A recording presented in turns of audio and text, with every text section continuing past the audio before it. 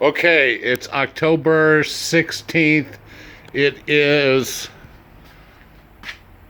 5:16 p.m. After 8 months, I'm done. Everything is installed. Everything, including the plasma switch and the new G3 controller. You don't know how good this is. That's my little plug. Anyway, I installed the new proximity sensors. It senses the metal here, not the stainless. And when it gets 10 millimeters from here, it triggers the sensor. Red light comes on. Same thing here.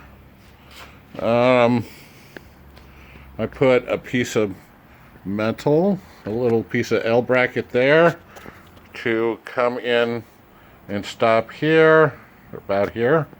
Same thing there. Voila. Yeah, everything's done. Torch height, or this is the floating head with the switch. When it hits the top of the materials, it pushes up and it lets the controller know, that's how tall it is. I still have to tape that up.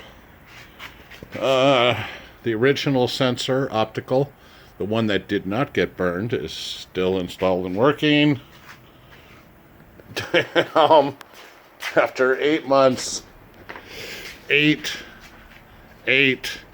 long months building this table to today. Okay, I'm gonna have a great day. All right, bye.